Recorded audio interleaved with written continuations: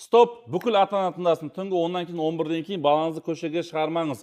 442-ші бап бар әкімшілік құқық бұзушылық кодексінде. Бұл жерде түнгі 11-ден кейін балаңызды көшеге шығаратын болсаңыз, алдымен ескерту, екінші рет сізге 7 МРП штраф салынады. Ал егер де балаңыз түнгі 10-нан кейін ойын сауықтыру мекемелерінде, компьютерный клуб, кафе, басқа жерлерде болатын жағдайда сізге 3 МРП штраф салынады, ата-анасынан салынады. Ал егер ата-анасы келмеген жағдайда ЦАН деген бар, Центр адаптация несовершеннолетних.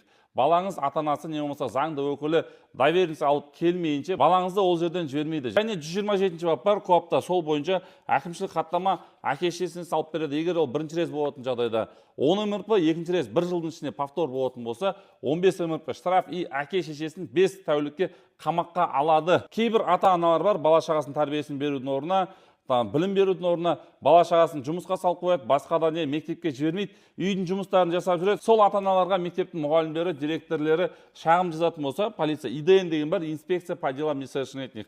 Сол кісілер 409 баптың 2-ші тармағы бойынша ата-ананың немесе өзге де заңды өкілдердің Қазақстан Республикасының білім беру саласының заңнамасында көзделген міндеттерді орындамауы немесе тиісінше орындамауы дейді. Ол жерде алдымен ескерту, екінші рет 5 айлық есептік көрсеткіш. Повторно болатын болса, вплоть до административного ареста. Бала шағаны сіз мектепке жібермей, сабағына жібермей, жұмысқа салып қоя алмайсыз. Даже Конституциямыз өзінде жазылған 27-ші бапта детство находится под защитой государства. Бұл жерде сіздерге толықтай оқып бере салайын. Және отбасы ата-ана және бала мемлекеттің қорғауында болады.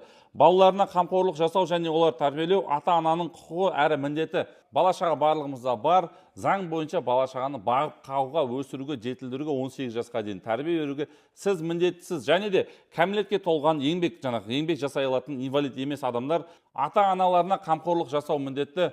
Дом престарелых дейді, басқа жер дейді, ата-аналарыңызды ол жерге сіздер өткізе алмайсыздар. Ата-аналарыңыз егер де еңбекке жарамсыз болатын болса, бала шағасы кәмелетке толған болса, инвалид болмаса, дееспособный болатын болса, ата-анасын заң бойынша және шариғатта да бар, ол сіз ата-анаңызға не болмаса бала шағаңызға әке-шешесі қарауға міндеттісіздер. Ал ойын сауық мекемелері, кафе, игровой клуб, басқа соның хозяиндары, ИП жүретіндер, кәмелетке толмағандардың түнгі уақытта ойын сауық мекемелеріне болуына жол беру. Ол бойынша 15 МРП-дан 50 МРП-ға дейін штраф салынады. Ал егер де повторно 1 жылдың ішінде 2 рет қайталанатын болса, 20 МРП-дан 100 МРП-ға дейін штраф салынады. Және де деятельность жарты жылға дейін тоқтатылады. ИП-ма, ТО-ма сіз деятельность тоқтатасыз, сіз жұмыс жасай алмайсыз. Бұл заңнаманы бүкіл Қазақстан бойынша кәмелет жасқа толмаған ата-аналар білу қажет. Және Жамбыл облысы полиция департаменті, Тараз қаласы полиция басқармасы сіздерді ескертеді.